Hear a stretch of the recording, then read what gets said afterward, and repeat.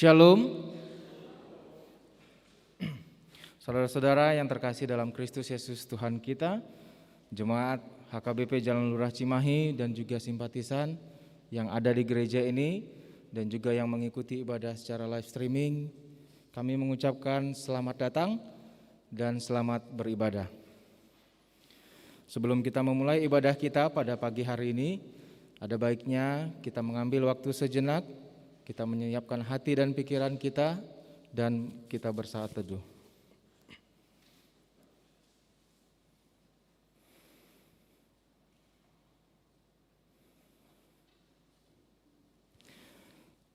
Amin. Mari kita mulai ibadah kita pada pagi hari ini dengan memuji dan memuliakan Tuhan. Haleluya, terpujilah pencipta alam semesta. Kita bernyanyi Kidung Jemaat nomor 243.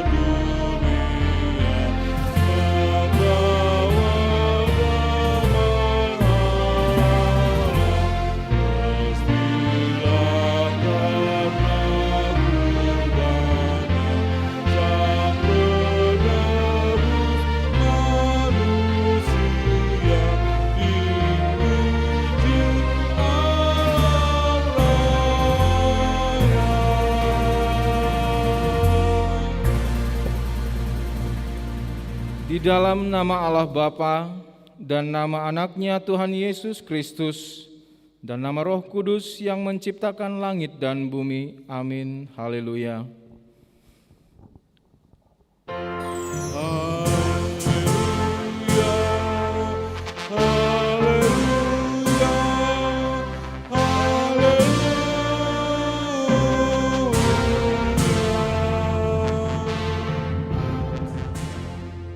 Terpujilah Allah dan Bapa Tuhan kita Yesus Kristus, yang dalam Kristus telah mengaruniakan kepada kita segala berkat rohani di dalam surga.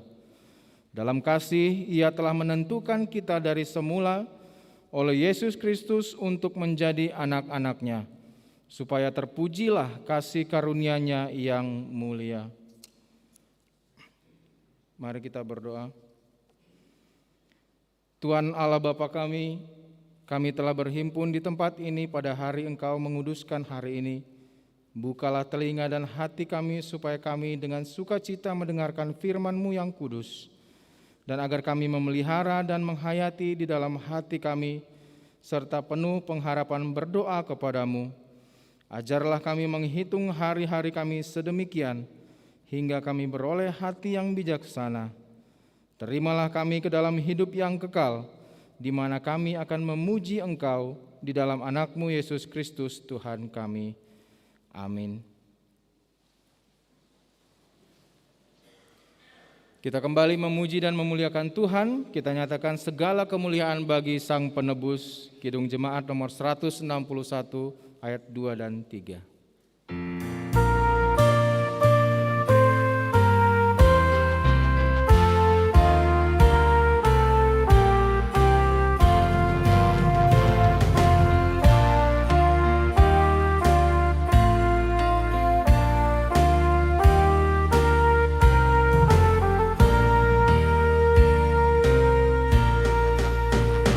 Segala kemuliaan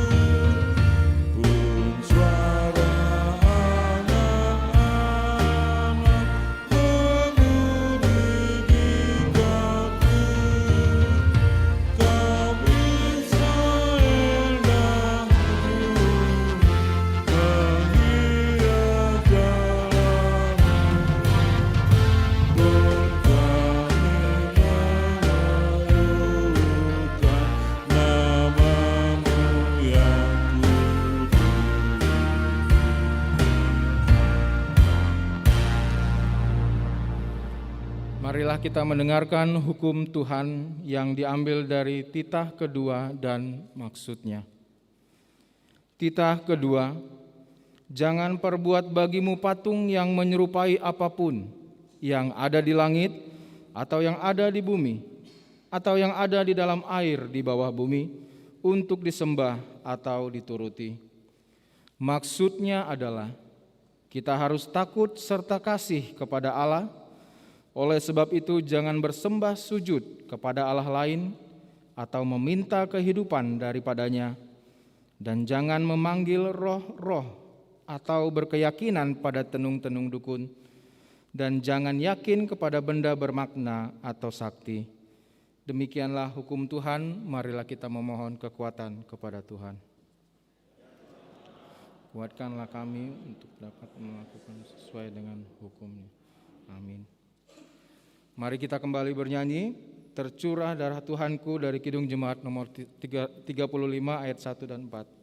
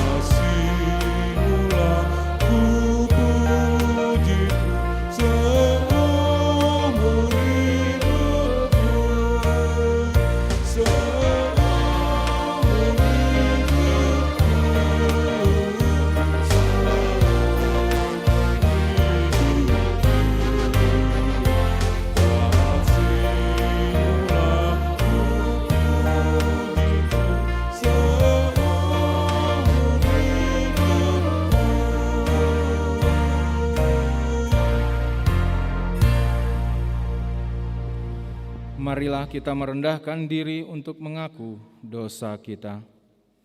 Ya Allah Bapa kami yang di surga, Engkau mengampuni kami, orang yang hina dan yang tercela ini, di dalam anak kesayangan-Mu. Kasihanilah kami, orang yang berduka cita, yang berdosa ini. Nyatakanlah di dalam hati dan jiwa kami ini akan keampunan segala dosa dan kesalahan kami itu.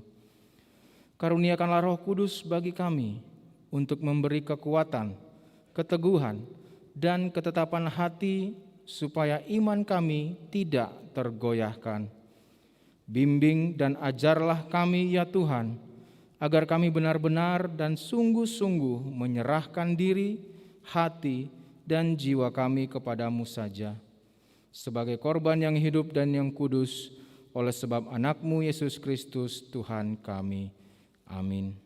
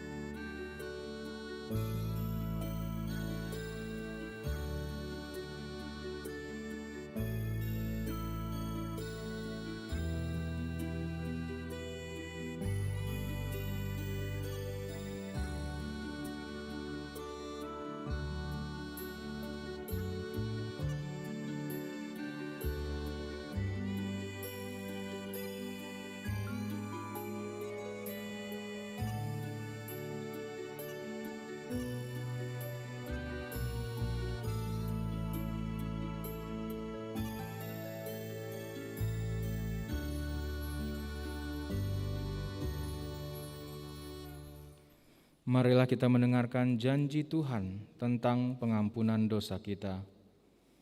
Demikianlah firman Tuhan, tetapi engkau memberati aku dengan dosamu, engkau menyusahi aku dengan kesalahanmu. Akulah dia yang menghapus dosa pemberontakanmu oleh karena aku sendiri, dan aku tidak mengingat-ingat dosamu. Kemuliaan bagi Allah di tempat yang maha tinggi. Amin. Kita kembali bernyanyi memuji muliakan Tuhan di Badai Topan Dunia Kidung Jemaat nomor 440 ayat 1 dan 2.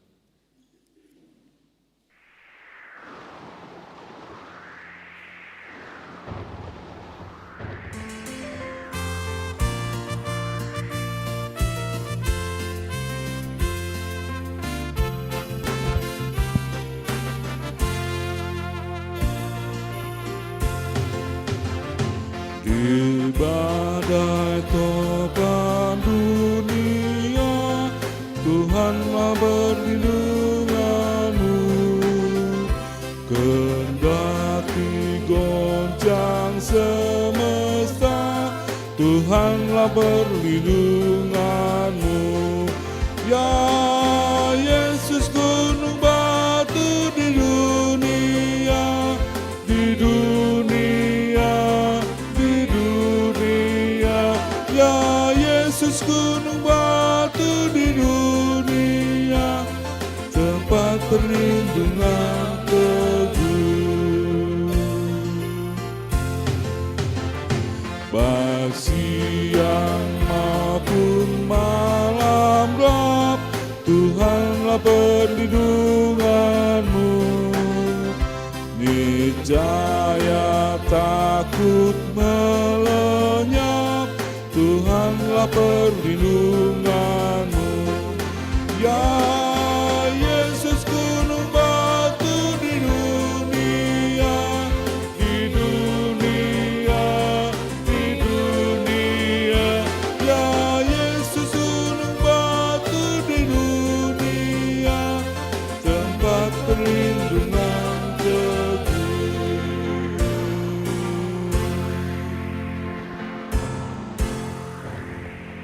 Marilah kita mendengarkan firman Tuhan yang ditetapkan sebagai epistel pagi kita pagi hari ini, yang diambil dari Kejadian 3 ayat 1 sampai dengan 7. Kita membacanya secara responsoria. Adapun ular ialah yang paling cerdik dari segala binatang di darat yang dijadikan oleh Tuhan Allah. Ular itu berkata kepada perempuan itu, "Tentulah Allah berfirman, semua pohon dalam taman ini jangan kamu makan buahnya, bukan?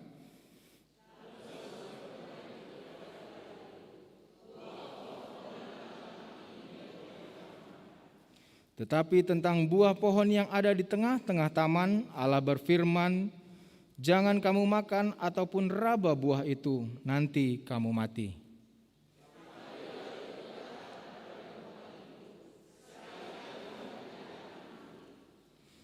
Tetapi Allah mengetahui bahwa pada waktu kamu memakannya, matamu akan terbuka, dan kamu akan menjadi seperti Allah, tahu tentang yang baik dan yang jahat.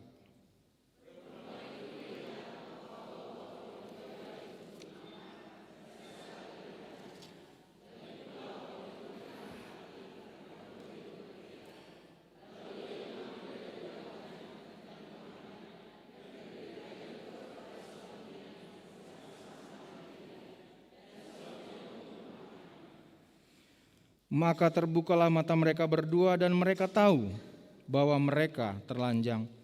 Lalu mereka menyemat daun pohon ara dan membuat cawan. Demikianlah firman Tuhan, berbahagialah orang yang mendengarkan firman Allah serta memeliharanya. Amin. Kembali kita bernyanyi dari Kidung Jemaat nomor 289 ayat 1 dan 5.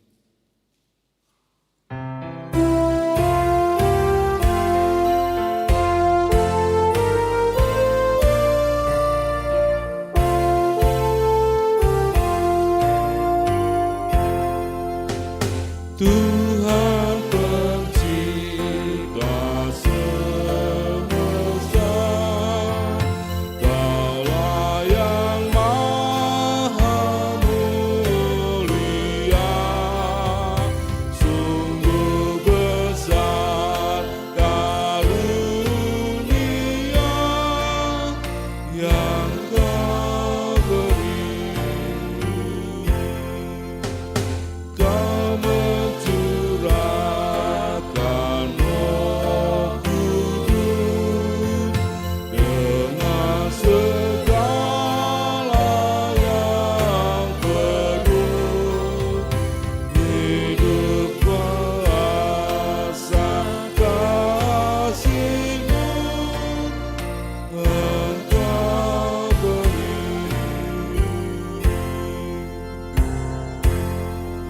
Marilah kita bersama-sama mengaku iman kepercayaan kita sebagaimana teman-teman seiman di seluruh dunia, kita bersama-sama mengucapkannya. Aku percaya kepada Allah, Bapa yang Maha Kuasa, Khalik langit dan bumi.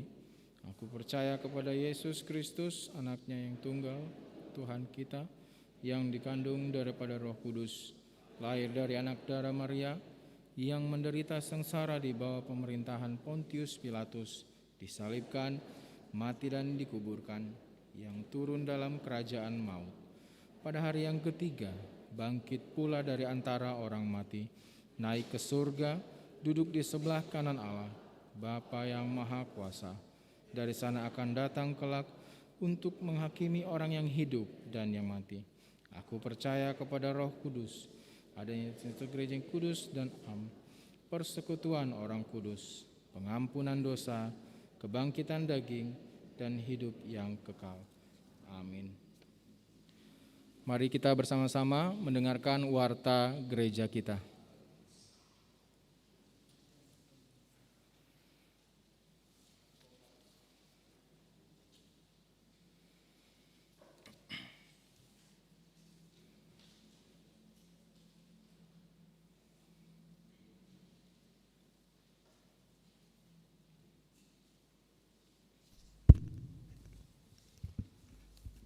Shalom. Shalom. Bapak Ibu, saudara-saudari yang terkasih dalam nama Tuhan Yesus Kristus. Ada beberapa poin yang harus kami bacakan. Maaf, mungkin tidak semua mendapat lembaran warta. Memang kami MPA memperkecil supaya jangan banyak tumpukan-tumpukan sampah. Tapi bisa kita ikuti yang dipandu oleh multimedia atau Infokus. Kita mulai saja. Nama minggu kita pada hari ini, minggu pertama setelah Trinitatis. Topik minggu kita kami bacakan, jangan menghujat Roh Kudus. Kita mulai saja dari 3.1 pemberitahuan. Langsung ke 3.2 persembahan bulanan. Pada hari Minggu 13 Juni 2021 yang akan datang, dalam setiap kebaktian kita akan mengumpulkan persembahan bulanan untuk bulan Juni tahun 2021. Mari kita memberikan yang terbaik guna pekerjaan dan pelayanan di gereja kita. Kemudian 5.1 pemberkatan nikah. Pemberkatan nikah warta pertama sekaligus dengan warta yang kedua.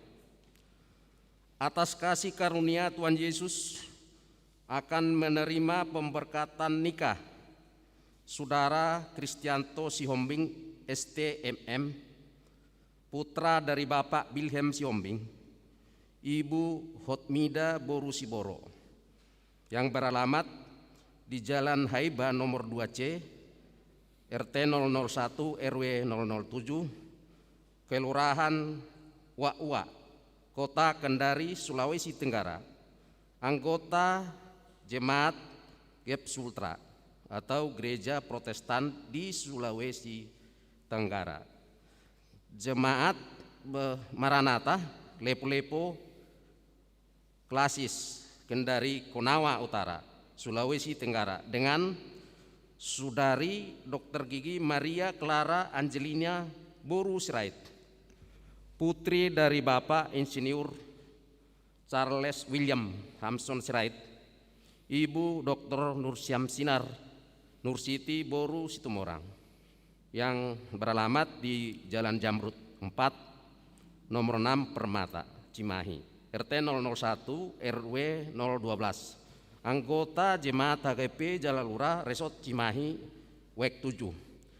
Rencana pemberkatan nikah pada hari Sabtu tanggal 12 Juni 2021 masuk pukul 8 WIB di HKIP Jalan Lurah Cimahi.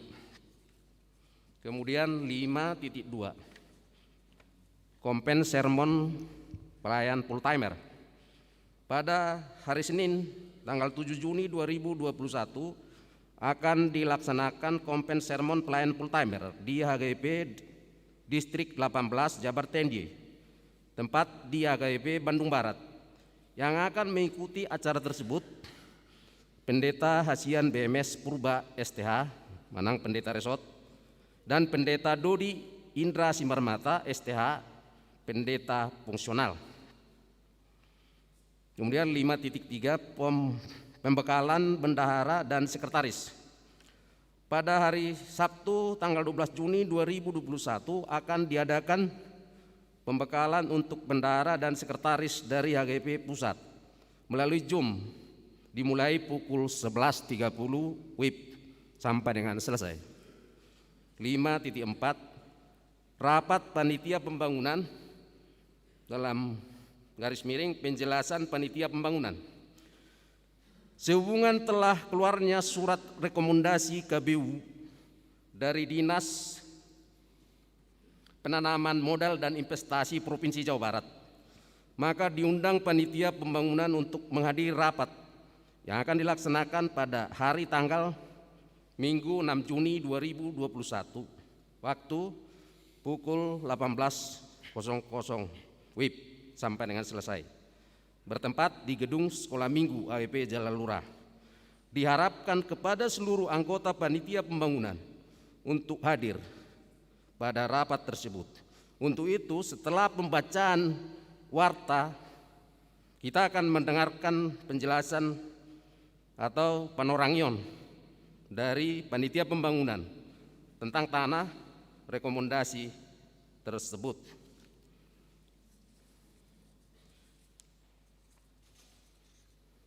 5.5 Undangan. Gereja menerima undangan dan proposal dari HKIP Pos Pelayanan Lembang Resort Bandung Tengah, acara pesta pembangunan rumah dinas HKIP Pos Pelayanan Lembang pada hari tanggal Minggu 6 Juni 2021 waktu pukul 9.00 WIB sampai dengan selesai. Tempat Jalan Peneropongan Bintang nomor 1 Gudang Kahuripan Lembang. Yang menghadiri acara tersebut ialah Pendeta Dodi Indra Simarmata STH dan Situa MTH Sirait. 5.6 kita bisa baca langsung ke 5.8 Jadwal ibadah minggu. Pada tanggal 13 Juni 2021 yang masuk 7.30 WIB adalah WEK 2, 3 dan 5. Yang beribadah di masuk 10.30 WIB WEK 4, 6 dan 9. Yang masuk Kepsor atau 16.30 WIB WEK 1, 7 dan 8. Ada ralat yang baru saja diberikan oleh sekretaris pada saya harus bacakan juga. Ralat warta.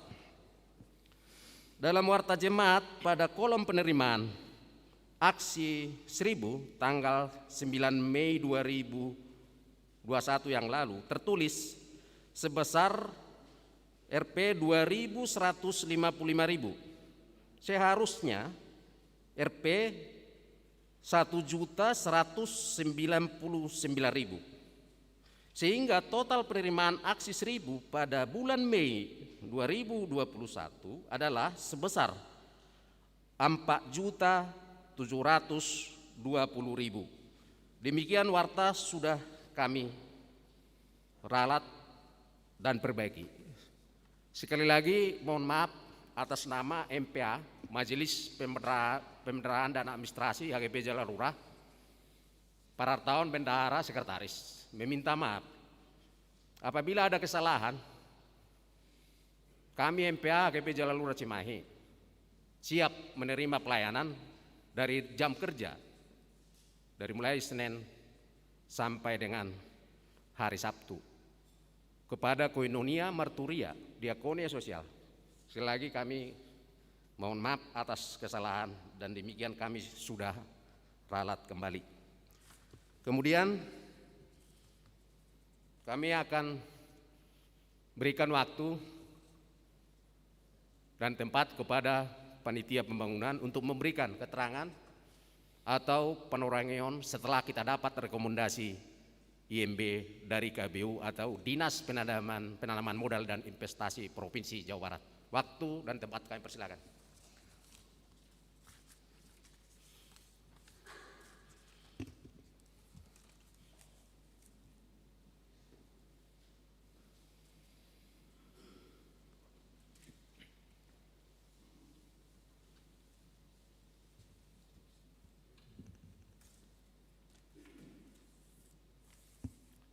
Shalom saudara-saudaraku. Shalom. Salam sejahtera dalam kasih Tuhan Yesus Kristus untuk kita semua. Saya berdiri di sini untuk menerangkan sampai mana kemajuan yang dicapai oleh kami panitia pembangunan yang ditunjuk untuk menjalankannya. Kami mengucapkan banyak terima kasih kepada semua pihak, kepada pendeta, kepada parhalado, dan kepada anggota jemaat gereja HKBP Jalan Lurah Cimahi.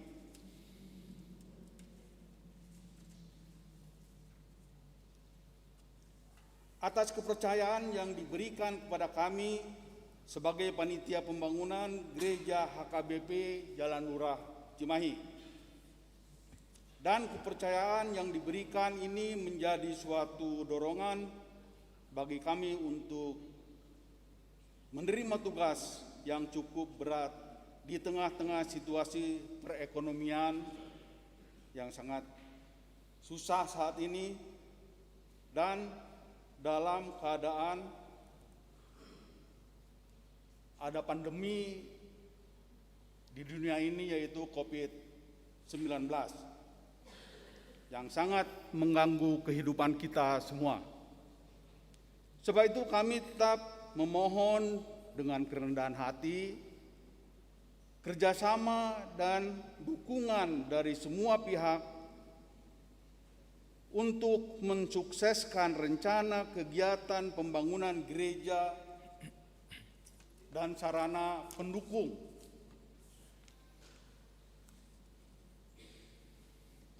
Untuk kondusifnya kegiatan beribadah dan lain-lain sebagainya. Rencana kita yaitu membangun gereja dan sarana pendukung, yaitu berupa dua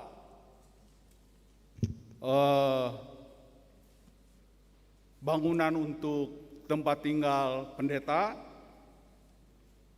pembangunan gedung sekolah minggu, ruang kantor, ruang rapat, rumah penjaga gereja, serta perluasan lahan.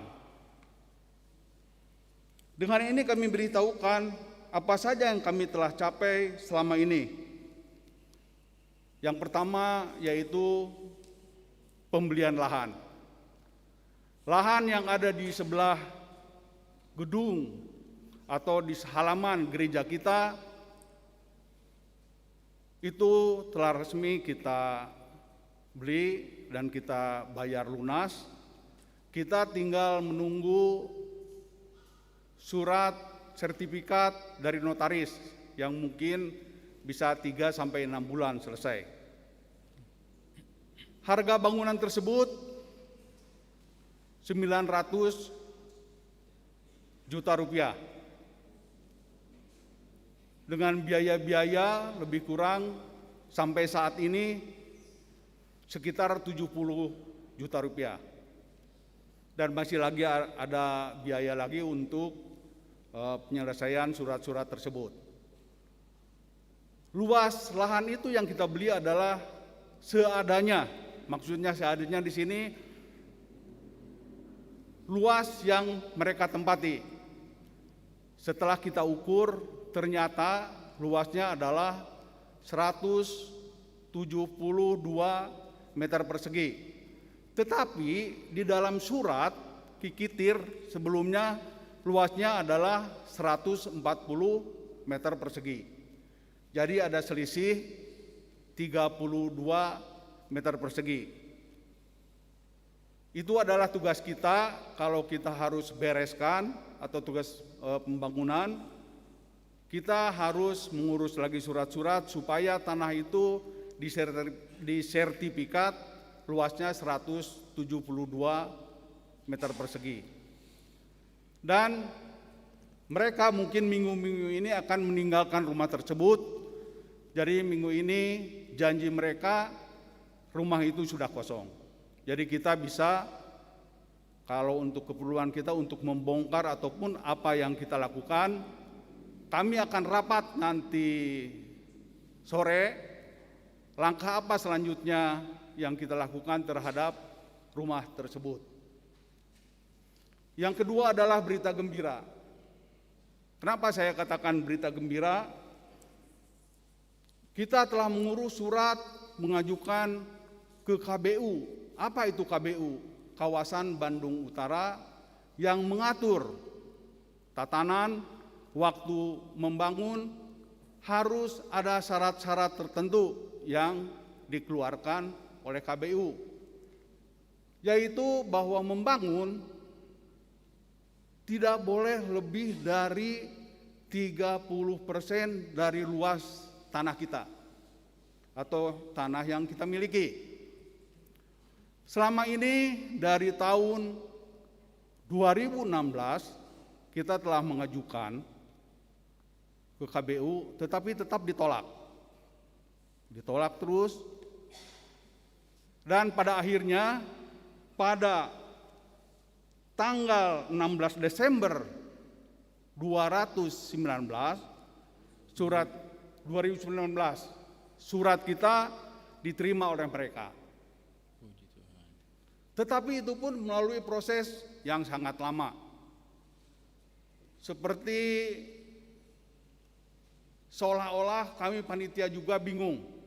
Karena semua syarat-syarat yang mereka minta sudah kita penuhi. Tetapi kenapa pengesahannya tidak terlaksana? Jadi kami mengupayakan supaya surat itu bisa cepat selesai. Terakhir, kesabaran kami panitia sudah pada batasnya. Jadi kami melakukan upaya hukum. Maksudnya upaya hukum itu kami menghubungi pengacara yang memang ada di tim kita untuk menyurati ke KBU. Kenapa ini demikian lama? Katakan kalau bisa, bisa. Itu. Kalau tidak bisa ya katakan tidak bisa. Supaya kami tidak menanti-nanti. Dan terima kasih puji Tuhan, pada tanggal 31 Mei 2021 permohonan kita dikabulkan oleh Dinas Penanaman Modal dan Pelayanan Terpadu Satu Pintu dari provinsi. Tetapi ini adalah baru setengah langkah, karena untuk membangun, tapi untuk mendapat IMB ini bukan merupakan buat IMB. Ini adalah suatu surat untuk kita supaya bisa atau disetujui membangun lahan kita, tetapi untuk izin mendirikan bangunan itu harus dari Kota Cimahi. Jadi kita harus mengurus lagi tetapi menurut pengalaman saya biasanya tidak akan lebih dari 6 bulan biasanya. Cuman kita mengajukan syarat-syarat semua karena semua syarat sudah selesai. Mudah-mudahan bisa cepat apa yang kita inginkan selama ini. Kami mengurus surat begitu lama, selama 6 tahun. Kami mengajak kepada ruas kita atau anggota jemaat kita yang ada akses ke pemerintahan Kota Cimahi, bantulah kami. Supaya apa yang kita harapkan selama ini bisa berjalan dengan cepat. Jadi jangan biarkan kami berjalan sendiri, tetapi sebetulnya ada atau potensi anggota jemaat kita yang bisa mengakses ke Kota Cimahi. Di sini banyak sekali syarat-syarat yang harus kita penuhi, di antaranya atau saya bacakan surat tersebut. Dinas Penanaman Modal dan Pelayanan Terpadu Satu Pintu, Bandung, 31 Mei 2021, kepada yang terhormat Wali Kota Cimahi di tempat. Nomor 58, strip dan seterusnya, sifat biasa, lampiran, tidak ada. Hal rekomendasi pemanfaatan ruang kawasan Bandung Utara atau KBU. Menindaklanjuti pendaftaran permohonan perizinan nomor sekian, tanggal 16 Desember 2019, dengan berdasarkan peraturan daerah provinsi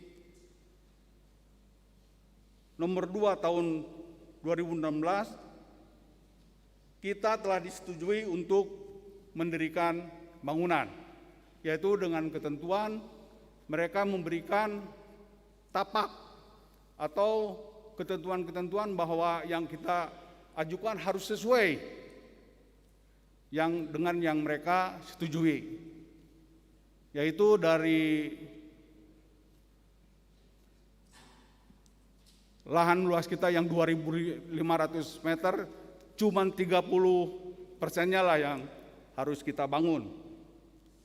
Di sini dikatakan nama pemohon Pendeta Sampur Manulang STH, lokasi Jalan Lurah, nomor 253Y Cimahi,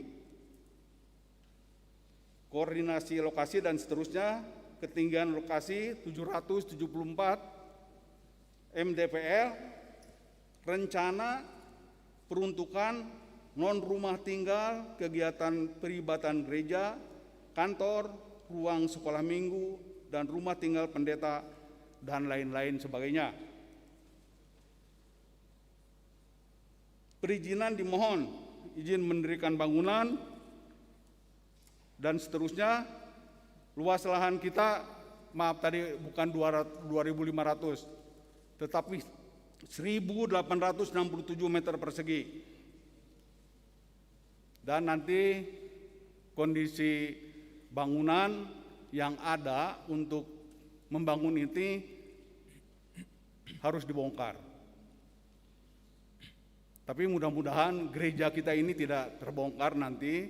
Kami usahakan minta izin, kalaupun kita ada biaya untuk membangun gereja, tetapi untuk saat ini untuk membangun bangunan pendukung saja itu sudah bagus. Kenapa saya katakan demikian? Karena kondisi keuangan kita saat ini, uang cash lebih kurang 2 miliar. Yang 1 miliar sudah dibelikan lahan. Diutang atau yang janji iman lebih kurang 1 miliar lebih. Kami mengetuk kepada saudara-saudara kami untuk mengingat janji iman kita supaya pembangunan kita tidak terhambat. Mudah-mudahan dengan biaya 3 miliar, mungkin ada kekurangan sedikit di sana. Kalau menurut perhitungan kami itu sudah bisa berdiri bangunan itu. Biarpun ada kekurangan-kekurangan, dan kita kalau bersungguh-sungguh untuk kemuliaan Tuhan, kita bisa membuka hati kita untuk pembangunan lahan tersebut.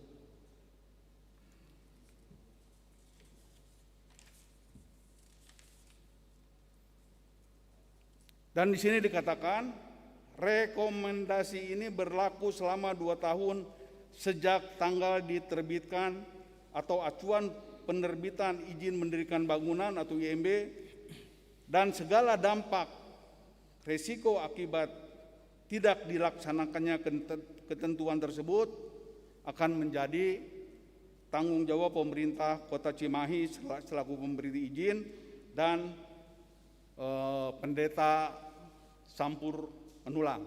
Jadi maksudnya sesudah keluar dari surat ini tanggal 31 Mei, kita harus segera membangun lahan ini.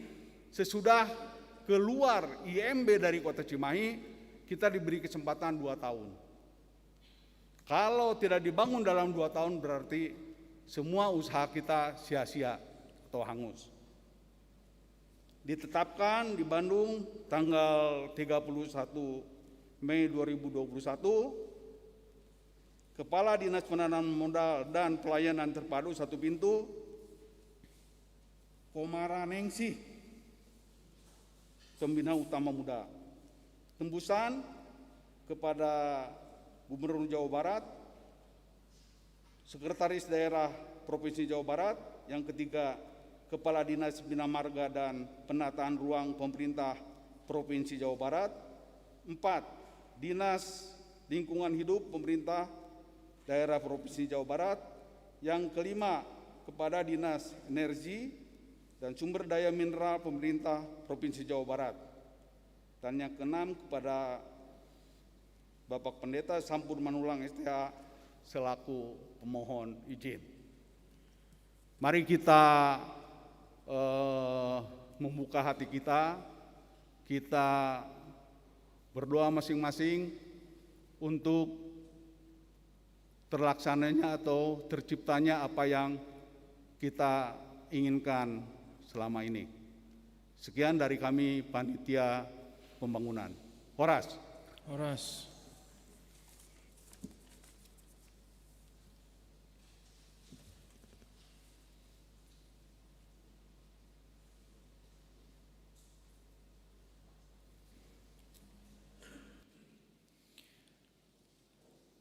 Kita bernyanyi Kuasamu dan Namamu-lah dari Kidung Jemaat nomor 341 sambil mengumpulkan persembahan pertama.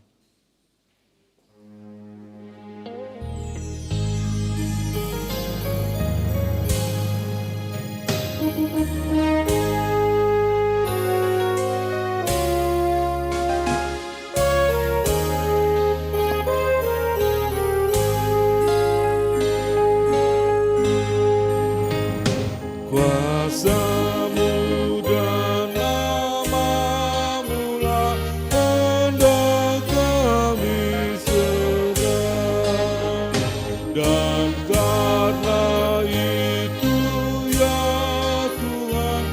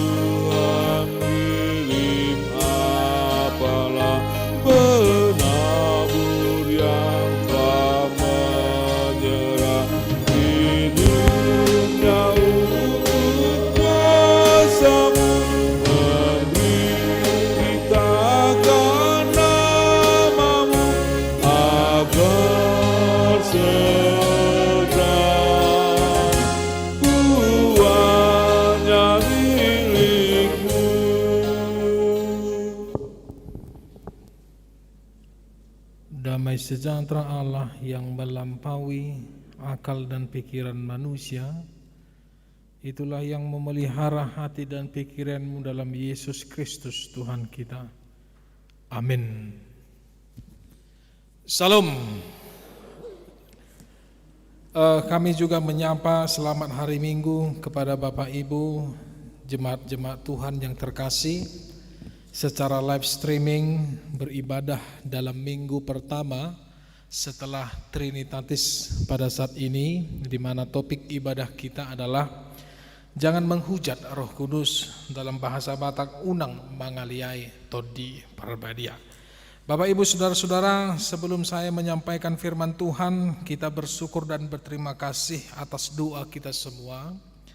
Tidak lupa juga kita berterima kasih atas usaha semua panitia pembangunan, termasuk ketua panitia pembangunan kita yang sudah lebih dulu meninggalkan kita. Itu adalah hasil daripada doa kita semua, sehingga surat rekomendasi daripada KBU yang sudah lama kita nantikan. Dan seingat saya bulan 10 ini mau 4 tahun di sini, kira-kira sudah hampir seperti itu Bang ya. Sudah hampir 4 tahun surat itu kita tunggu-tunggu, mungkin lebih. Dan puji Tuhan tinggal 1 step lagi, kita akan mengurus surat izin pendirian bangunan dari Kota Madia Cimahi. Untuk itu sesuai dengan apa yang dikatakan oleh panitia pembangunan kita Amang Pelman Pasaribu, Bapak Ibu, dalam kondisi COVID-19 ini kita tahu bahwa ekonomi memang lagi goyahnya. Tapi ingatlah, kalau yang dinamakan janji iman, apa yang kita janjikan kepada Tuhan tidak boleh tidak diberikan. Artinya Tuhan tahu apa yang menjadi kebutuhan kita, Tuhan juga akan tahu apa yang akan menjadi permohonan kita. Percayalah, yang kita beri, yang kita sampaikan dalam Tuhan untuk membangun baitnya, membangun rumahnya, itu akan menjadi berkat bagi kita. Amin. Saudara-saudara, firman Tuhan yang akan saya sampaikan pada minggu pertama setelah Trinitatis hari ini diambil dari Injil menurut Markus pasal yang ketiga, dibuka dari ayat yang ke-20 sampai ayat yang ke-35. Saudara-saudaraku, mari kita membaca firman Tuhan dengan responsoria. Kemudian Yesus masuk ke sebuah rumah, maka datanglah orang banyak berkerumun pula, sehingga makan pun mereka tidak dapat.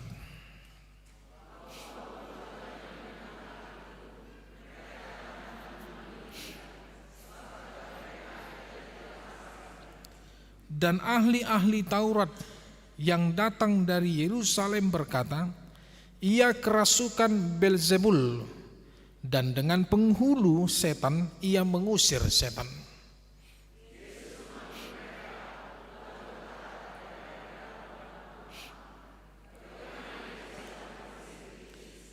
Kalau suatu kerajaan terpecah-pecah, kerajaan itu tidak dapat bertahan.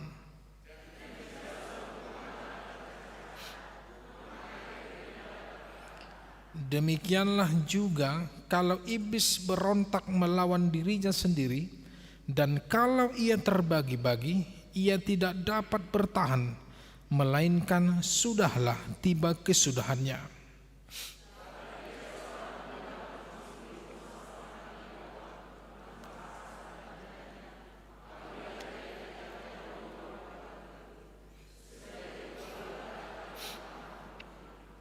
Aku berkata kepadamu, sesungguhnya semua dosa dan hujat anak-anak manusia akan diampuni.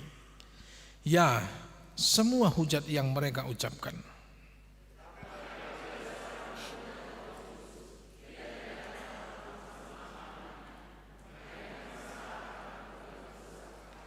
Ia berkata, demikian karena mereka katakan bahwa ia kerasukan roh jahat.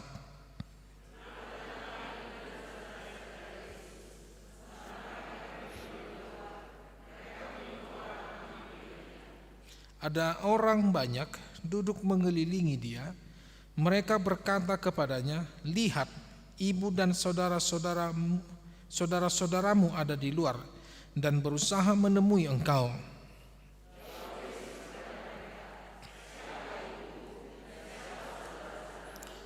Ia melihat kepada orang-orang yang duduk di sekelilingnya itu dan berkata, "Ini ibuku dan saudara-saudaraku sama-sama.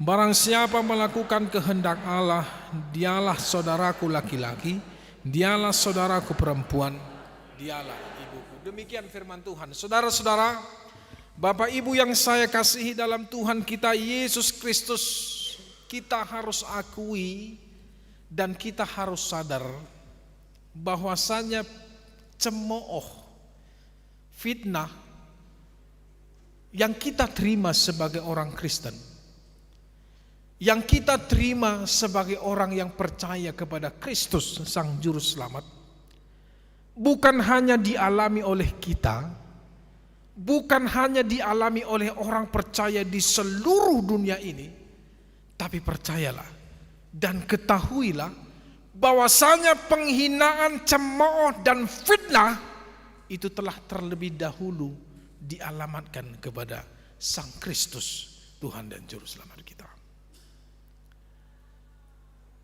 Dan selama perjalanan Yesus, ketika Ia datang hadir ke dunia ini, dan ketika Dia pada umur 30 tahun memulai karirnya untuk menyebarkan kerajaan surga, memberitahukan keselamatan serta memperkenalkan diri bahwa Dia adalah Tuhan Allah dan Mesias, Firman yang menjadi manusia, sampai Dia dibangkitkan dan naik ke surga.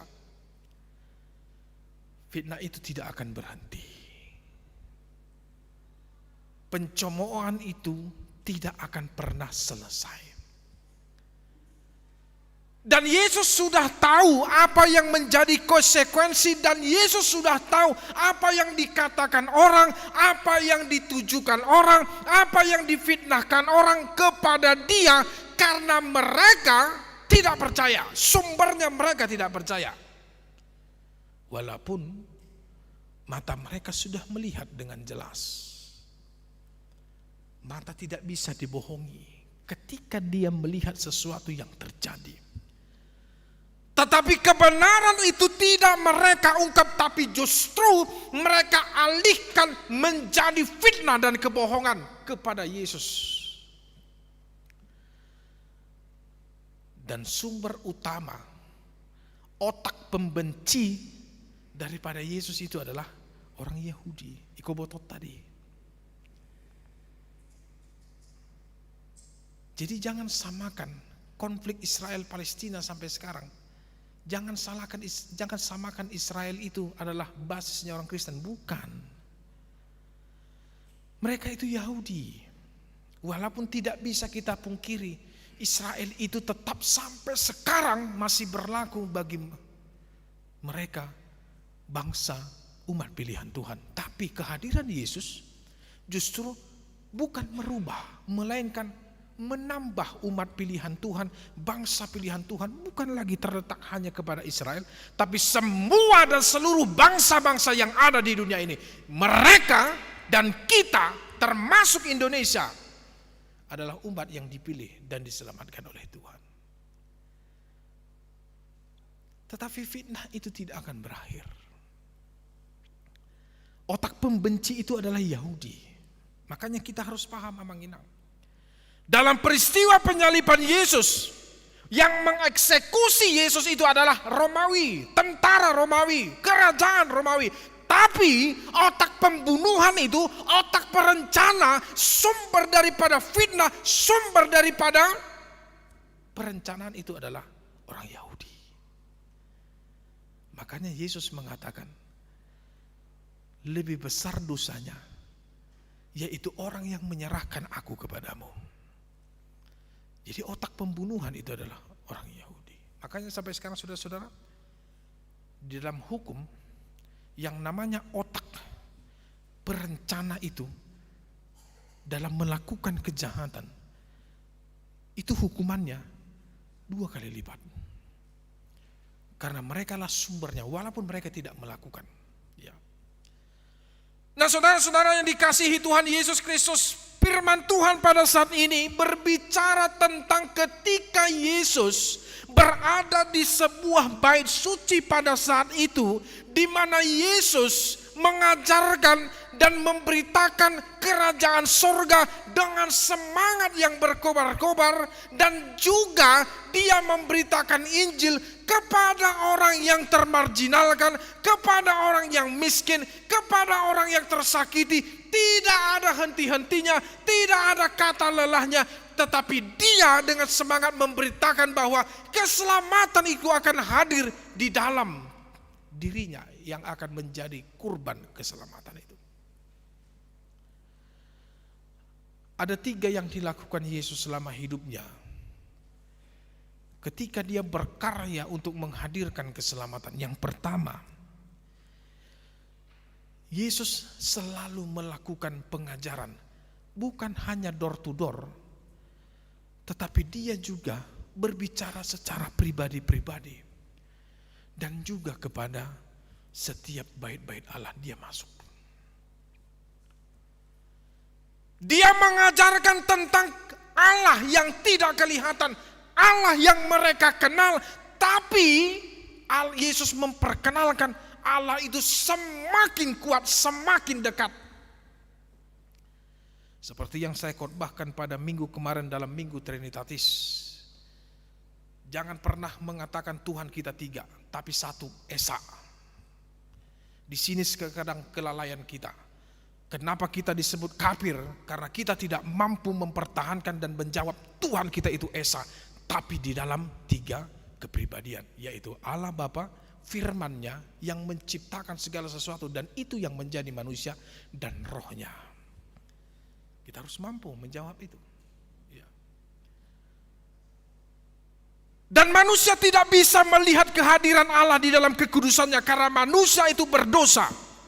Ada batasan yang tidak bisa ditempuh dan tidak bisa dihancurkan oleh manusia karena manusia itu masih hidup dalam dosa. Tapi kehadiran Yesus justru dia menyambung dan dia memperbaiki hubungan yang sudah retak, hubungan yang sudah kacau antara Allah yang Maha Kudus dengan kita manusia yang berdosa. Itu sebabnya kita bisa melihat Allah dalam kehadiran Yesus. Itu kehadiran Yesus. Dia mengajar, memberitahukan kebenaran. Karena firman Tuhan pada minggu kemarin dikatakan bahwa yang dari sorgalah yang layak menerangkan tentang apa yang ada di sorga. Siapa itu? Yaitu Yesus. Dialah yang pas, karena dia yang berasal dari sorga. Firman yang bukan diciptakan, tapi firman yang sudah bersama-sama ada dengan Allah sejak dari dahulunya, Alfa dan Omega. Firman yang menciptakan dan firman yang menjadi manusia. Kedua, selain mengajarkan, Yesus berkhotbah. Ingat, khotbah Yesus yang paling terkenal itu adalah Matius pasal 5. Yaitu tentang khotbah di bukit. Ya, khotbah di bukit. Ada 9 perkataan Yesus tentang berbahagialah. Dan itu dihadirkan semua oleh Kristus untuk menggambarkan bagaimana hatuaun dalam bahasa Batak, dalam bahasa Indonesia dikatakan kebahagiaan setiap orang yang mendengarkan, yang melakukan segala apa yang diinginkan oleh Tuhan.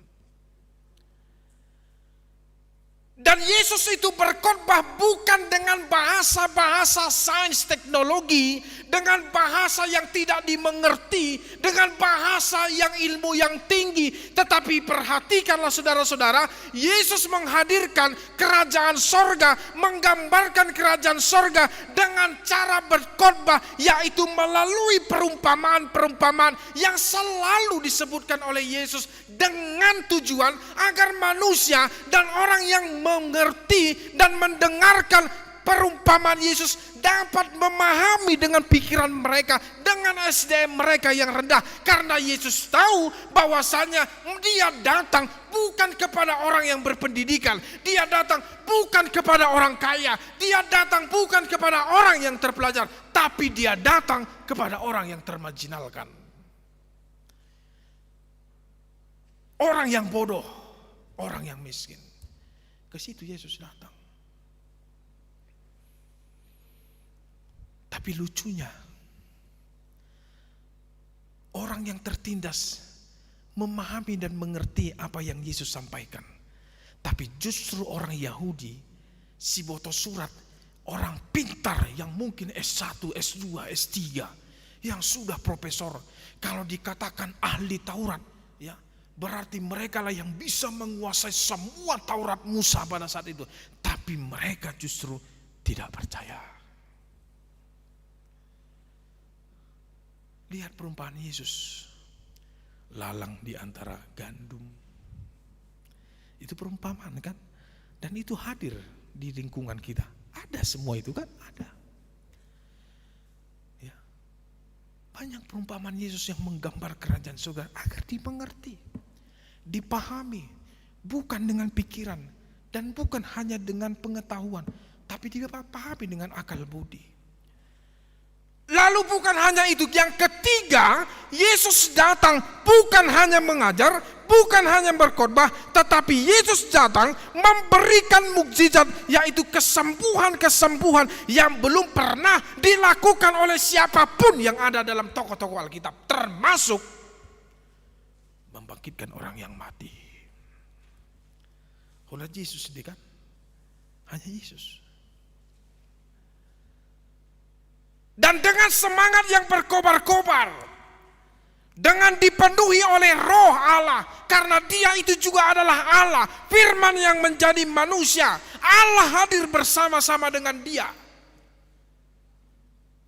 Mata orang tertuju kepada Yesus, di mana Yesus banyak melakukan mujizat-mujizat. Salah satunya, ya, jika kita melihat Bapak Ibu, ya, tentang ketika, ya, Yesus memberikan makan 5.000 orang dengan hanya bermodalkan 5 roti dan 2 ikan. 3 bakul tahe sisana 12. Aung do tahe alak bata isi dang do wete au nadong halak batak membuat plastik David berarti. Ya, sisa. Dia hanya mengangkat tangannya, mengangkat bakul itu, 5 roti dan 2 ikan, dengan mengucap syukur kepada Allah. Maka mukjizat itu terjadi. Saudara-saudara yang dikasihi Tuhan, dalam Yesus Kristus Tuhan kita dan Juru Selamat kita yang hidup, ada 2 yang mau dikatakan dalam firman Tuhan pada saat ini. Yang pertama adalah kedegilan, ketidakpercayaan orang Yahudi, di mana Yesus pada saat itu dikatakan pengikut Beelzebul.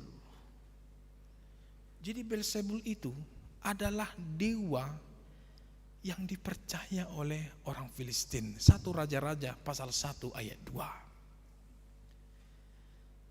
Jadi Beelzebul itu dalam perjanjian lama dikatakan Baal Zebul. Ya. Baal itu artinya dewa. Ya. Zebul itu artinya lalat. Jadi Beelzebul itu, Baal Zebul dalam bahasa perjanjian lama yang disembah oleh orang Filistin dalam 1 Raja-Raja pasal 1 ayat 2. Itu adalah kepercayaan orang Filistin yang menggambarkan sosok daripada iblis dengan diwujudkan sebagai sebuah patung manusia tetapi dengan wajah setan dan mirip seperti lalat. Makanya Beelzebul itu dikatakan dalam kalau kita lihat dalam Wikipedia bahwa dia itu adalah dewa lalat. Mereka mengatakan bahwa Yesus memakai kuasa Beelzebul di mana bukan hanya orang Filistin yang mempercayai dewa Beelzebul, tapi itu menjadi kepercayaan secara turun-menurun sampailah kepada orang Yahudi. Makanya orang Yahudi menggambarkan iblis itu selain diketahui bernama malaikat bintang pangeran yang dari timur, mereka juga mempercayai bahwa nama lain iblis itu adalah Beelzebul. Itu sebabnya mereka mengatakan bahwa ketika Yesus memakai kuasa yang ada padanya untuk menyembuhkan orang lain, karena Yesus dikelilingi oleh orang-orang miskin dan juga orang-orang yang sakit, yang dimana mereka telah mendengar, mereka mempercayai, mereka melihat apa yang dilakukan Yesus adalah yang dilakukan yang tidak bisa dilakukan oleh orang banyak. Makanya orang datang banyak berbondong-bondong kepada Yesus. Salah satunya adalah meminta kesembuhan. Makanya banyak yang disembuhkan oleh Yesus. Andaikan Alkitab kita ini menuliskan semua orang yang pernah disembuhkan oleh Yesus, tidak akan cukup Alkitab kita ini dalam sebuah kitab. Tapi Yesus memberikan kesembuhannya karena dialah Sang Ilahi. Bukan berarti dia memakai kuasa setan. Makanya dikatakan Yesus, tak mungkin iblis berontak berperang di melawan iblis. Nah itu tak mungkin. Coba secara akal pun si berbeda-beda dusibuliskan. Ate. Apalagi mula dihita hancol maun, mula rung sakalompok perbeda-beda, lahu mabedai halak, husukku maju habo. Tarhona ada halak yang berbedai di bagasan, daun kan? Ya. Penjahat, ada sekelompok penjahat, di mana mereka tugasnya adalah melakukan kejahatan terus kepada orang lain. Apakah mungkin mereka juga sama-sama melakukan kejahatan dalam kelompok mereka itu? Hampir tidak mungkin terjadi. Walaupun mungkin ada kemungkinan, tapi hampir tidak mungkin. Makanya Yesus mengatakan tidak akan mungkin seseorang memakai kekuatan iblis untuk mengusir iblis. Sada si polisi. Alai anak buahnya banyak, kan begitu. Jalajol mape, itu dipakai sibulis, bisa dipakai iblis untuk menjadi hambanya, ya, bisa dipakai. Dan celakanya, justru banyak manusia yang ketika iblis memakai hidupnya untuk mencelakai orang lain dan untuk melakukan apa yang kehendak iblis, justru manusia pangalahunya jama sonarion lebih sian iblis nama, ya kan? Dan itu iblis sudah sampai ke gereja. Banyak iblis yang sampai ke gereja, banyak. Ya, akan nama mulai gereja simbolisme, akan nama badai simbolisme, akan nama kata-kata donganda simbolisme. Yang itu akan nama buat nasopunana simbolisme, akan nama nangyakon berdoa mendoakan yang tidak pas simbolisme, ulah-ulah simbolis itu. Ya. Tetapi Yesus sekali lagi menyangkal fitnah yang kejam yang tertuju kepada dia, bahwasanya dia datang untuk memberikan kesembuhan yang dimana power dan kuasa yang dia pakai adalah bersumber dari Allah yang mengutus dia, bukan dari kuasa iblis. Makanya kita perhatikan Mamang Inang, kalau di dalam Matius pasal 4 ayat 4, ayat 1 sampai ayat yang keempat, iblis pun tahu bahwa Yesus itu adalah anak Allah. Ibu to iblis deh, ibu to simbolisi deh. Tapi manusia yang tidak mempercayai Yesus lebih-lebih dari iblis. Iblis tahu bahwa dia adalah anak Allah. Tahu dia. Makanya iblis mencobai Yesus 3 kali. Karena apa? Karena Yesus ingin dicobai dari sisi kemanusiaannya, bukan dari sisi ketuhanan. Iblis tahu bahwa Yesus itu adalah bukan manusia biasa, tapi dia ingin mencobai kemanusiaannya. Lupa dia. Kemanusiaan Yesus dan kemanusiaan kita berbeda. Apa bedanya? Walaupun sama-sama ada daging dan darah, tetapi di dalam diri kemanusiaan Yesus tidak ada nafsu kejahatan. Ya. Makanya dikatakan dalam firman Tuhan pada saat ini, ketika pada saat itu Yesus ingin memberitakan firman Tuhan, dia lupa makan karena semangatnya. Sehingga orang mengatakan dia sedang kerasukan iblis, sedang kerasukan setan. Keluarganya pun cemas karena Yesus itu melayani dengan semangatnya, tidak memperhatikan kesehatan Yesus. Mereka cemas. Termasuk ibunda Maria, ibunya Yesus. Dia takut, jangan-jangan nanti Yesus itu capek, sakit dan segala macam. Lupa dia. Kemanusiaan Yesus dan kemanusiaan kita berbeda. Kenapa? Kita manusia yang dari darah dan daging, yang lahir dari hasil hubungan biologis.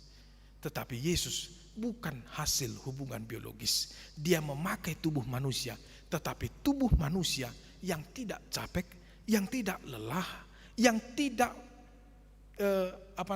yang tidak nafsu makan, yang tidak merasakan lapar, yang tidak merasakan kehausan. Walaupun ketika satu saat dia pernah merasakan kehausan, itu pun ketika di dalam peristiwa penyaliban, di mana darah dan semua cairan yang ada dalam tubuh Yesus mengucur keluar karena luka-luka yang ada dalam fisiknya. Ido makana di akhir kata Yesus mengatakan, aku haus. Kenapa? Nungah habis sudah mudar dohot akan cairan yang ada dalam tubuhnya. Yang kedua, saudara-saudara,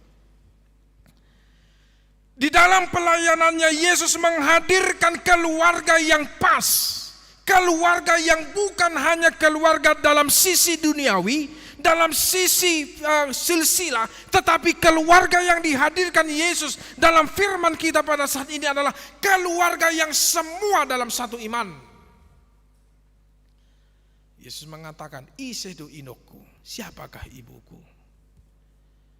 Dakolan si Maria inongna, walaupun Maria yang melahirkan dia.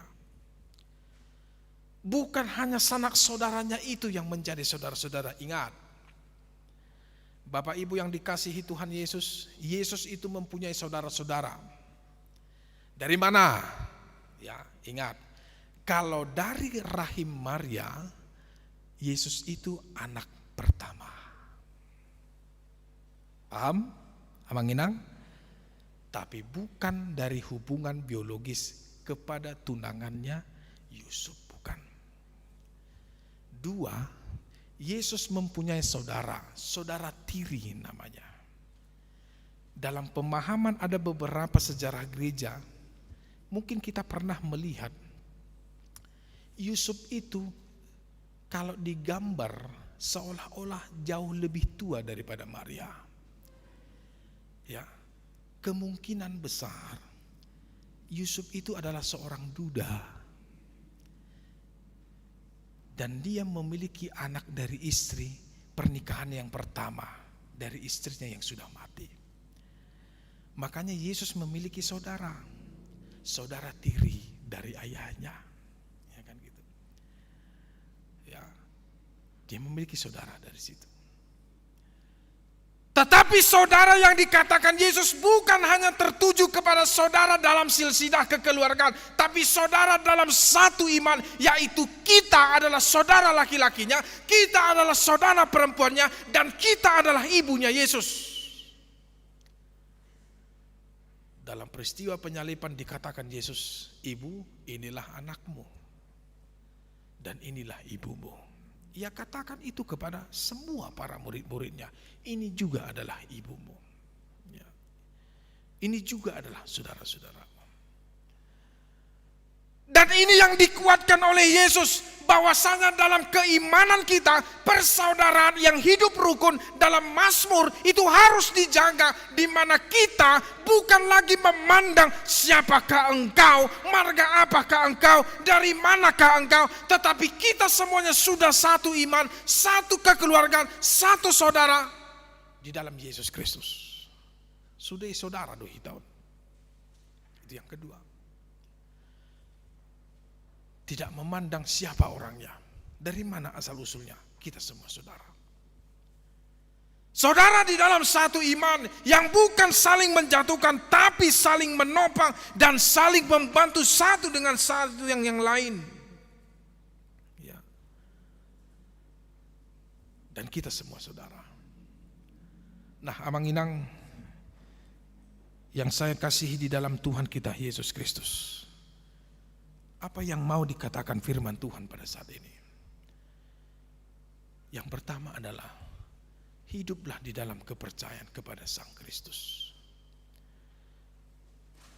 Kita diberikan kuasa untuk menyembuhkan orang lain. Ingat Amang Inang, kita ini ada kuasa. Adong duhuaso di hita. Yang dari mana? Dari Yesus. Ido makana dalam Matius pasal 28 ayat 19 sampai ayat 20. Pergilah, jadikanlah semua bangsa muridku, baptislah mereka, dan ingatlah, aku akan menyertai engkau sampai dengan akhir zaman. Ada kuasa yang diberikan Yesus kepada kita.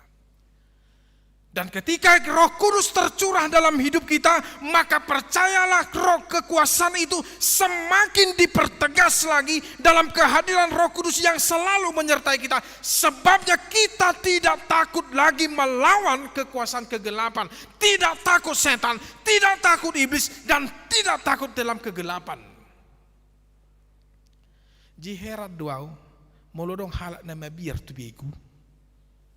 Karena saya tidak pernah takut sama hantu. Si dulu hamu nama biar tu bego. Coba angkat tangan maju. Jipar guru malu aku ibu tuhamu dua manginang. Harus suku sore. Mabir doh tu bego ni niku. Tahu ngamang di mana? Betul toh. Atong donga di jonong bodari. Tuker kok dah marue emang. Isi maju kita hudul. Anang yawi hina. Berarti mabir ho. Hendak. Dan celakanya saudara-saudara, ketakutan kepada hantu itu dibawa ke gereja ini. Dan itu pernah saya lihat dengan mata kepala saya sendiri. Saya dengar. Mau ke toilet dia. Udah nyampe dia di lorong ini. Karena tahu dia mati di sini lampu. Tiba-tiba lari dia keluar. Kenapa kau lari? Saya bilang. Mau ke toilet. Loh itu kan ada toilet. Takut aku Amang. Ada situ si Eneng katanya. Gak sih gak tahu saya bilang. Ya. Dan saya tidak tahu dari mana pemahaman itu. Dan saya tidak tahu dari siapa yang membawa itu. Ya, sampai-sampai gereja juga ditakuti. Ya, sampai-sampai gereja juga tidak dipercayai lagi sebagai persembahan Allah. Coba di kamar mandi ini katanya ada sineng. Isi duneng sinengnya. Aku baru sah ison isi do sineng narhaku imei. Tapi dong cerita-cerita mana poso bulungan ada di situ pernah nangis lah. Pernah inilah dungi hudok koma au nadong bigu di dapat tu itor tarik di matu jabuk mencuci piring di kudok rokok di itu celakanya ya au nadong di si bigu tarik di lau pa yeso garijaun daripada situ apa kerja batu bagu bigui gratis kan itu ya kan padahal itu sudah dibawa ke sini. Tidak ada setan walaupun iblis ada roh ada setan ada. Tapi dia tidak berkuasa karena dia tahu bahwa kita berada dalam kekuasaan Yesus. Amin. Pikirat tadona perjulu manigai. Adong mahia so di ruas baru-baru mau dingopung dak.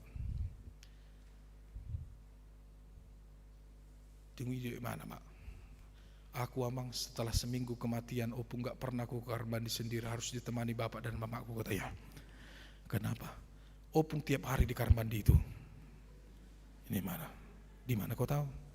Ya, kayaknya ada Mang, kayak naik bulu apaku, marsisiri buluku molenda. Marua opung miniku. Ya, kadang masak di situ, kadang begini. Ada kadang bunyi-bunyi balanga katanya kan gitu. Dok segala macam. Saya bilang, Mana kamar mandinya itu? Biar saya panggil dulu punggung. Oh jangan lawang, ini mana tuh kan? Tidak ada, saya bilang. Pikiran kayak kita yang menakutkan itu. Percayalah, pikiran kita yang menakutkan. Jika ketakutan itu ditanamkan, ingat, jangan tanamkan ketakutan kepada anak sematu kecil. Mulu di Medan, asa unang lari-lari anak konna, marmiam-miam ngagulap pitoridok, awas unang marmiam po, gudang begu gajang di sitorina kan? Tertanamlah kepada otak anak-anak. Saat tu nama gudang, gabi parbiar may mana. Arong dihita parbiar di son? Parbiar begu? Manang dongan di begu? Parbiar begu do hita di son? Si tohojo hita. Penakutnya kita semua ini? Tidak. Toho dah? Toho. Asal matoho. Nah, amang inang tidak usah takut lagi. Nah itu sebabnya Yesus telah memberikan kuasa kepada kita. Lalu bisakah kita mengusir setan? Bisa. Ketika ada orang yang kesurupan, bolehkah kita berdoa? Boleh. Bolehkah kita mengusir dia di dalam nama Yesus? Boleh. Unang atong molo anong kesurupan pitor lari kita berjolo. Molo anong kuburan pitor lari mana berjolo. Tetapi kita sudah dipakai Tuhan untuk mengusir kuasa gelap itu. Martangiang. Jidak danak sonari. Awasi hamu manginang dah. Di YouTube nagudangan konten-konten yang tidak berpendidikan. Maaf, anakku siakangan nggak hampir teracuni oleh alani Pak, lihatlah Pak, ini bisa dipukulnya hantu itu dengan panci, ini mana? Dengan helm, ini lihatlah Pak, bisa hantu itu dipermain-mainkan, dipakai topi panci, dipakai ini, pakai rumput segala macam. Tengoklah Pak, ini goyang-goyang hantunya, goyang-goyang kuntilanaknya, kuntilanak putih, kuntilanak merah, kuntilanak hitam. Tengoklah Pak, ini mana? Amang tahe, di YouTube pun ternyata ada seperti itu. Konten-konten yang tidak berpendidikan. Tapi celakanya banyak orang yang percaya tentang itu. Padahal mereka hanya membuat konten untuk mengambil subscriber orang. Tapi tahulah Anda, itu semua merusak iman kita. Nah, amang inang yang dikasih dalam Tuhan Yesus Kristus, untuk itu Roh Tuhan ada pada kita. Kita bisa dipakai Tuhan untuk mengusir setan, mendoakan, dan kita dipakai Tuhan dengan rohnya. Jangan pernah menghujat roh Tuhan, menghujat Roh Kudus. Siapapun bisa dipakai Tuhan untuk membuat kesembuhan, tapi bijaklah melihat kesembuhan, bijaklah melihat orang yang menyatakan diri sebagai hamba Tuhan, dan ketahuilah pohon yang baik itu akan kelihatan dari buahnya. Amin. Mulyate dan terima kasih kami hantarkan ke hadirat-Mu ya Tuhan Bapa di dalam surga, di dalam Kristus Tuhan dan Juru Selamat kami yang hidup. Kami bersyukur Tuhan, kami berterima kasih. Anugerah-Mu ada di dalam hidup kami, yang telah memberikan kami umur yang panjang, kesehatan, kekuatan. Dan kami bersyukur Engkau kumpulkan di dalam rumah-Mu ini ya Tuhan, memuliakan nama-Mu, bersama-sama dengan saudara-saudara kami seiman. Walaupun di dalam masa-masa pandemi COVID-19 yang belum berakhir, bahkan semakin banyak bertambah jumlah saudara-saudara kami yang terinfeksi, tetapi kami percaya di dalam perlindungan Tuhan dan yang tetap memenuhi protokol kesehatan. Kami percaya Tuhan melindungi kami dari segala mara bahaya. Kami percaya Tuhan hadir beserta dengan kami. Dan terima kasih firman Tuhan yang telah kami dengarkan, yang telah kami pahami pada saat ini, itu menjadi tuntunan, itu menjadi pegangan di dalam hidup kami, di dalam menjalani sisa-sisa hidup kami di dunia ini, untuk semakin mengimani dan mempercayai Engkau ya Yesus, Anak Allah, Firman yang menjadi manusia. Satu-satunya keselamatan, tidak ada keselamatan yang lain di luar daripada Engkau ya Tuhan kami Yesus Kristus. Biarlah firman Tuhan yang kami dengarkan pada saat ini, di mana kami telah Engkau berikan kebijakan, pengetahuan bahwa kuasa yang ada pada diri-Mu ya Tuhan, Engkau telah berikan kepada kami di dalam pencurahan Roh Kudus-Mu. Telah Engkau genapi kekuatan dan kuasa itu kepada kami untuk mengusir setan-setan, mengusir iblis di dalam nama-Mu, memberikan berkat dan juga mendoakan untuk kesembuhan orang lain. Tuhan, kami percaya, kami tidak lagi takut dan kami tidak lagi khawatir di dalam apa yang kami hadapi. Biarlah melalui firman-Mu pada saat ini, kami semakin mengetahui dan semakin memahami, agar kuasa itu bisa kami lakukan di dalam kekudusan, di mana Engkau yang telah memberikan kekuasaan itu, kami akan mempergunakan itu ya Tuhan, untuk memberitakan firman-Mu, memberitakan Injil kepada semua orang yang belum mengenal dan yang belum mempercayai Engkau. Terima kasih Tuhan, pada minggu ini kami telah mendengarkan kabar baik, kabar sukacita, di mana yang telah lama kami nantikan, yaitu rekomendasi dari KBU Provinsi Jawa Barat tentang pendirian pembangunan rumah-Mu ini ya Tuhan, dengan bangunan-bangunan sarana penunjang yang lain, yaitu perumahan pendeta, kantor, ruang pertemuan, dan hal yang lain-lain itu telah keluar. Di dalam masa-masa yang tidak singkat ini, tapi kami bersyukur Tuhan menjawab doa kami.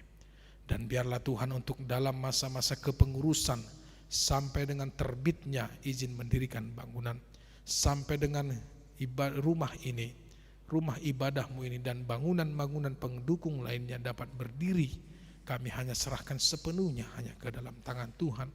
Mohon Tuhan yang menguatkan, memberikan arahan, memberikan jalan kepada para panitia pembangunan, para perhalado, dan juga memberikan rezeki berkat Tuhan kepada kami para jemaat Tuhan, dan juga para orang-orang yang tergerak hatinya untuk memberikan harta yang telah Tuhan berikan, sedikit harta yang Tuhan titipkan kepada kami untuk membangun rumah-Mu ini ya Tuhan, dan juga memberikan yang terbaik sebagai persembahan kami untuk mendirikan bait suci Tuhan, di mana gereja-Mu akan menjadi sumber sarana ibadah dan juga akan menjadi kesukaan bagi setiap orang yang datang di dalam rumah-Mu ini ya Tuhan. Bapa di surga, biarlah semua jemaat Tuhan Engkau yang lindungi, Engkau yang berkati dalam masa-masa kesusahan, dalam masa-masa penderitaan. Kami percaya Tuhan hadir untuk memberikan wejangan hikmat, kebijaksanaan, agar kami dapat dengan sepenuh hati tetap berdoa dan tetap berjalan di dalam jalan kebenaran yang dari Tuhan. Kami dalam setiap kegiatan kami, dalam setiap pekerjaan kami, dalam setiap aktivitas yang kami lakukan, kami serahkan hidup kami ke dalam tangan Tuhan. Mohon Engkau yang memberikan kekuatan, yang menjauhkan kami dari mara bahaya. Biarlah Tuhan yang bersuka cita, Engkau yang menambahkan sukacita padanya. Terlebih dalam masa-masa di mana jemaat Tuhan yang akan berulang tahun dan yang berulang tahun pernikahan pada minggu-minggu ini. Biarlah Tuhan Engkau memberikan sukacita yang berlipat-lipat ganda. Yang sakit juga Engkau sembuhkan, yang di dalam menghadapi duka cita, menghadapi pergumulan, Tuhan yang menguatkan, Tuhan yang memberikan jalan keluar. Tuhan, kami percaya, kami juga mendoakan pemerintah dan bangsa kami. Semuanya kami serahkan ke dalam tangan Tuhan. Berikan kebijakan hikmat kepada para pemimpin negara kami, kepada para tim medis, kepada para aparat keamanan negara dan bangsa kami ini, agar negara dan bangsa kami ini dapat berjalan di dalam kehendak Tuhan. Engkau pakai pemerintah ini untuk sebagai perpanjangan tangan Tuhan, untuk memberikan keadilan dan memberikan hukuman kepada orang yang jahat. Biarlah dalam masa-masa pandemi ini Tuhan, kami serahkan hidup kami seluruhnya hanya di dalam tangan Tuhan saja. Kami akan pulang Tuhan dari rumah-Mu ini. Berkati kami, lindungi kami, jauhkan kami dari mara bahaya. Apapun yang akan kami lakukan, kemanapun akan kami pergi, Tuhan yang menyertai kami. Dalam nama Yesus Kristus, terimalah doa dan syukur kami. Amin. Saudara-saudara, mari kita memberikan persembahan kita kepada Tuhan sambil kita bernyanyi.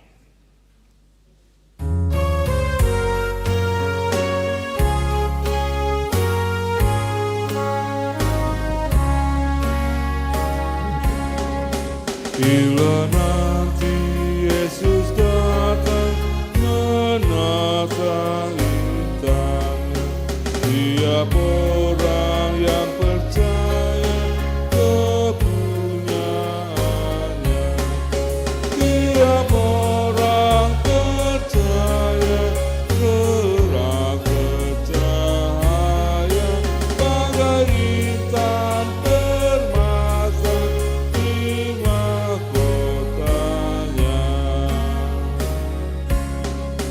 Dikubur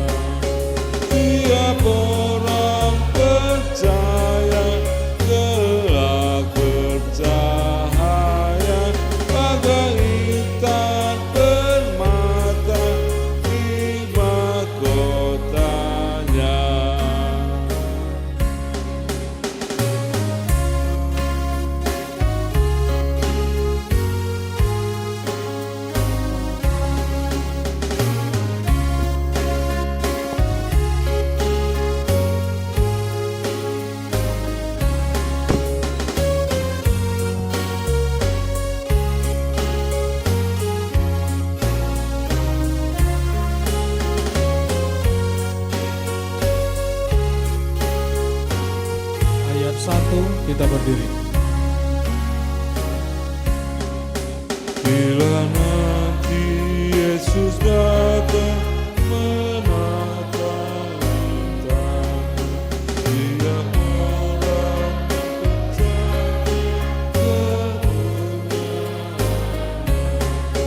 Dia orang mencari kemuliaan. Dia orang percaya terang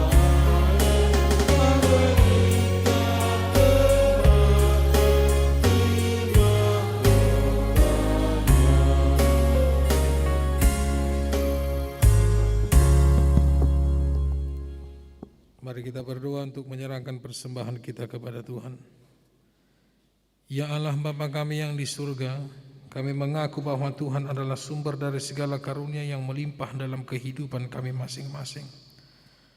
Sebahagian daripada karunia itu kami serahkan kembali sebagai persembahan kepada Tuhan. Terimalah dan berkatilah persembahan umat-Mu ini, agar dapat kami pergunakan untuk pekerjaan dan pelayanan kerajaan Tuhan di dunia ini. Bukalah hati kami untuk mengenal betapa banyak berkat dan karunia yang kami peroleh dari Tuhan, supaya kami senantiasa bersyukur kepadamu. Dalam nama Yesus Kristus Tuhan kami. Amin. Tuhan karuniamu dan jiwaku semua, nyawa juga hidupku, harta milikku semua, ku serahkan padamu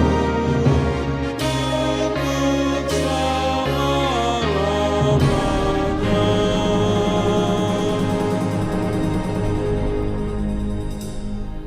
Bapa kami yang di surga, dikuduskanlah namamu, datanglah kerajaan-Mu, jadilah kehendak-Mu di bumi seperti di surga.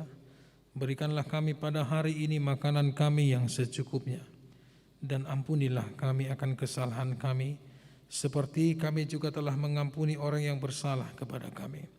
Dan janganlah membawa kami ke dalam pencobaan, tetapi lepaskanlah kami daripada yang jahat.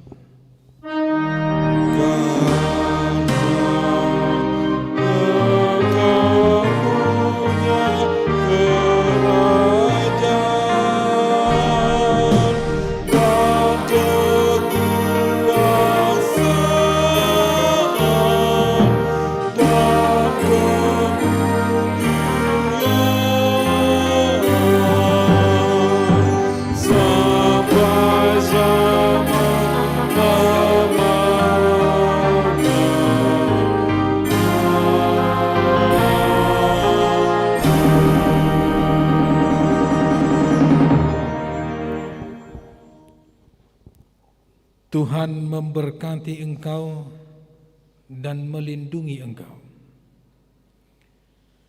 Tuhan menyinari engkau dengan wajah-Nya dan memberi engkau kasih karunia. Tuhan menghadapkan wajah-Nya kepada engkau dan memberi engkau damai sejahtera. Amin.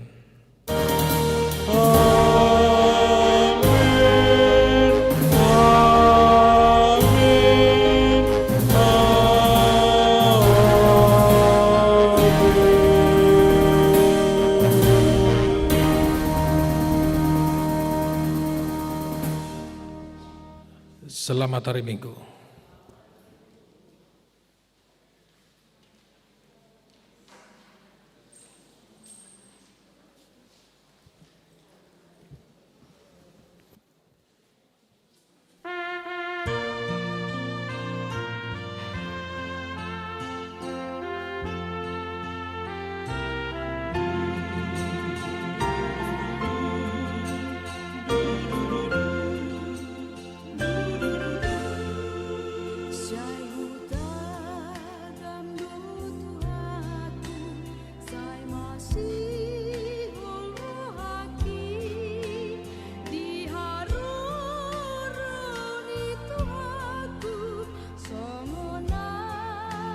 hidup naik, Sai Marta